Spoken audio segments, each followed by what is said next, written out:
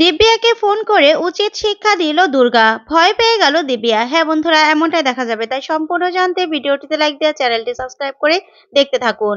গল্পের শুরুতেই দেখা যাবে চন্দ্রনাথ রাজনাথ মুখার্জিকে এসে বলতে থাকে, মেজদা, উৎসব কৌশিকের ডয়ারে একটা ঘড়ি পেয়েছে। ঘড়ি পেয়েছে? তখনই এই কথা শুনে অবাক হয়ে যায় রাজনাথ আর বলতে থাকে, কি বলছিস তোরা? কি বলছিস এসব? কিসের ঘড়ি? কোন ঘড়ি? হ্যাঁ, আর কৌশিকের ডয়ারে একটা ঘড়ি থাকতেই পারে, তাতে তোদের কি হয়েছে? তোদের কি সমস্যা? আর উৎসব, তুই কৌশিকীকে না বলে ও ডয়ারে হাত দিয়েছিস? তখন উৎসব বলতে থাকে, বাবা সেটা ফ্যাক্ট নয়। কোন ঘড়িটা তুমি জানো? যেটা পরেই দুর্গাকে এই ঘর থেকে নিয়ে যাওয়া হয়েছিল। যা শুনে রাজনাথ পুরো চমকে যায়। তখনই রাজনাথ কিছুই বলে না। তখন উৎসব বলতে থাকে, বাবা কথা বলছো না কেন? সেই ঘড়িটাই আমি বড়দির কেবিন থেকে পেয়েছিলাম, বড়দির ডয়ারে পেয়েছিলাম। তখনই রাজনাথ বলতে থাকে, কোন ঘড়ি? কোন ঘড়ি? হ্যাঁ, বাজে কথা বলছিস? কিসের ঘড়ি? তখনই চন্দ্রনাথ বলতে থাকে, কেন মেজদা, তুই কিছুই জানিস না? সেই ঘড়ি সম্পর্কে তুই কিছুই জানিস না? তখনই রাজনাথ বলতে থাকে, না, কোনো ঘড়ি সম্পর্কে আমি কিছুই জানি না। আর তাছাড়া উৎসব, তুমি কৌশিকের কেবিনে চুরি করতে গিয়েছিলে? ওর অফিসে ঢোকার তোমার সাহস হলো কি করে? কি করে হলো? তখনই উৎসব বলতে থাকে, বাবা সেটা বড় কথা নয়। কি জন্য গিয়েছিলাম, কি করে পেলাম সেটা বড় কথা নয়। কিন্তু বড়দের ডয়ার থেকে সেই ঘড়িটা আমি পেয়েছি। যে ঘড়িটা পরা ছিল সেই লোকটা, যে দুর্গাকে এখান থেকে নিয়ে গিয়েছিল। তাহলে কি বড়দি কিছু জানে যে দুর্গা কোথায় আছে? দুর্গা কোথায় আছে নিশ্চয়ই বড়দি জানে। তখনই রাজনাথ ঘাবড়ে যায় আর বলতে থাকে, কি বলছিস তোরা? কি বলছিস এসব? কি সব কথা বলছিস? আর এটা যে একটা ক্রাইম করেছিস সেটা তুই মানছিস? হ্যাঁ, তুই চুরি করেছিস, কৌশিকের কেবিনে গিয়ে তুই চুরি করেছিস। আর তোরাই তোরাই জগদ্ধাত্রীকে মেরে ফেলার চেষ্টা করেছিলি।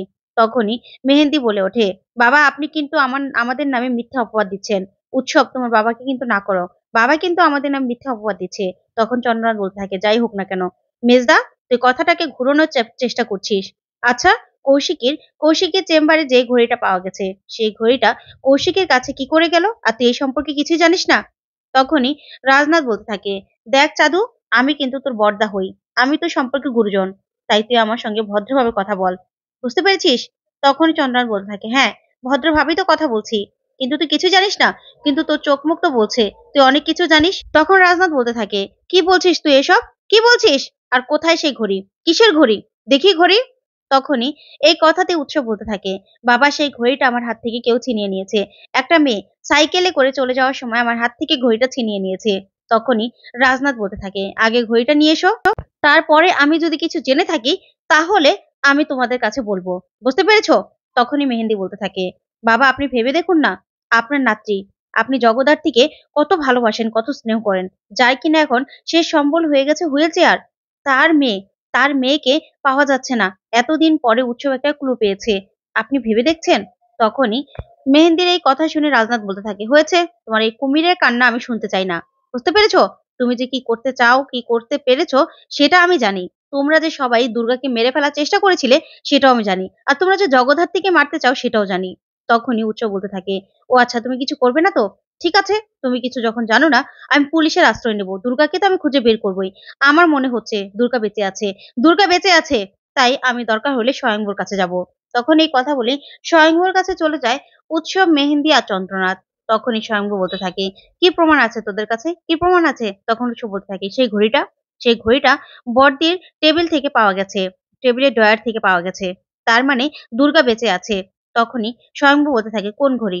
দে আমার কাছে দে, আমার কাছে দে। প্রমাণ ছাড়া কিছুই তো বিশ্বাস করা যাবে না। তখন উৎসব বলতে থাকে, বলছি তো সেই ঘড়িটা চুরি হয়ে গেছে।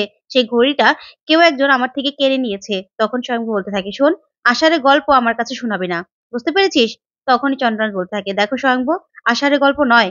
আমরা বলছি তো যে ও কৌশিকের অফিস থেকে সেই ঘড়িটা খুঁজে পেয়েছিল। বুঝতে পেরেছো?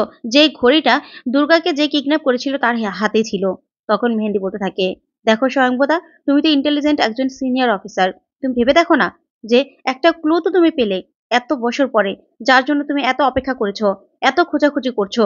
সেই এত বছর পরে তোমার ভাই তোমাকে সেই ক্লু দিচ্ছে যে বড়দির বড়দির অফিস থেকে সেই ঘড়িটা পাওয়া গিয়েছিল। তার মানে বড়দি কিছু জানে। তুমি বাবা হয়ে ভেবে দেখো না, তুমি তো একজন মেয়ের বাবা।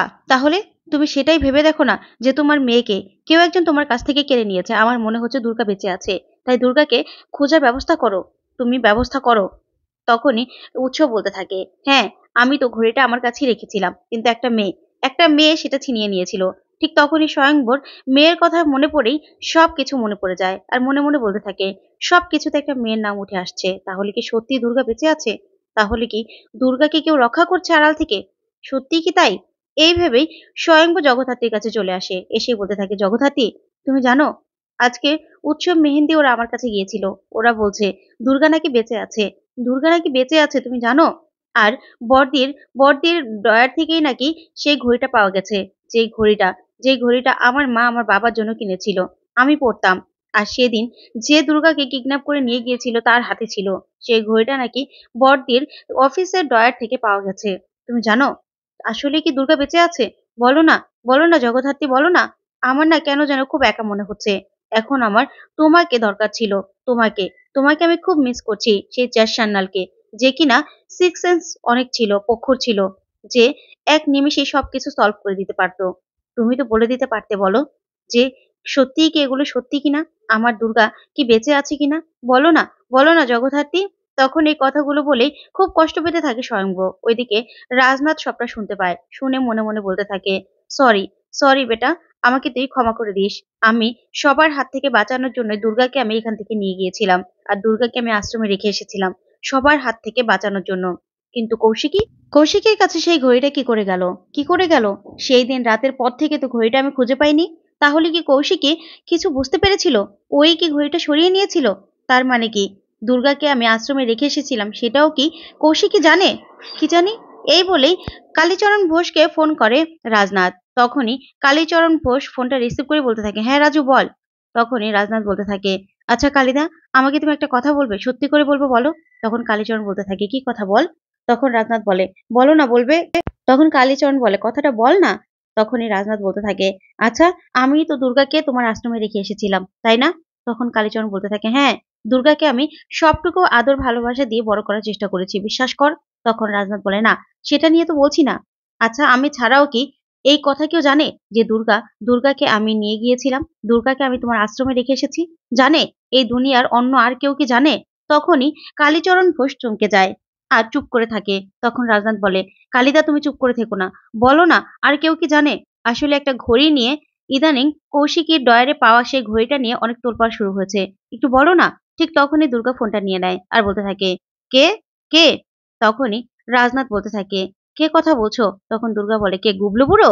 তখনই রাজনাথ বলতে থাকে, গুবলু বুড়ো, হ্যাঁ হ্যাঁ। তখন দুর্গা বলে, কিরে, তোরা ইমোশনাল হয়ে পড়ছিস কেন? তোদের চোখে জল কেন? কি কথাবার্তা বলছিস? হ্যাঁ, কি কথাবার্তা বলছিস? তুই জানিস না এই দুর্গার সামনে কোনো কান্নাকাটি চলে না? তখন রাজনাথ কাঁদতে কাঁদতে বলতে থাকে, দুর্গা, আচ্ছা কালিদাকে দাও না ফোনটা, কালিদাকে দাও। তখন দুর্গা বলতে থাকে, কি ব্যাপার বলতো? কি হচ্ছে? কি ব্যাপার? তোরা দুজনেই এত ইমোশনাল হয়ে পড়েছিস? কি হয়েছে বলতো? জানিস তো আমার হাতে না একটা মক্ষম জিনিস আছে। তখনই রাজনাথ বলতে থাকে, কি? তখন দুর্গা বলতে থাকে, মক্ষম জিনিস একটা ঘড়ি, পুরোনো মডেলের ঘড়ি। এই ঘড়িটা নিয়ে না হেব্বি ক্যাচাল চলছে, অনেক কিছু চলছে এই ঘড়িটা নিয়ে। তখনই রাজনাথ দুর্গার মুখে এমন কথা শুনে চমকে যায়। তখন দুর্গা বলতে থাকে, হ্যাঁ, তোদের বাড়ির কয়েকজন এই ঘড়িটা নিয়ে বড্ড প্যাচ করছিল, সেখান থেকেই তো আমি ঘড়িটা ছিনিয়ে নেই। তখনই রাজনাথ অবাক হয়ে শুনতে থাকে দুর্গার কথা। তো বন্ধুরা, আজকের আপডেটটি তোমাদের কাছে কেমন লাগলো কমেন্ট করে জানাতে ভুলবে না। ধন্যবাদ।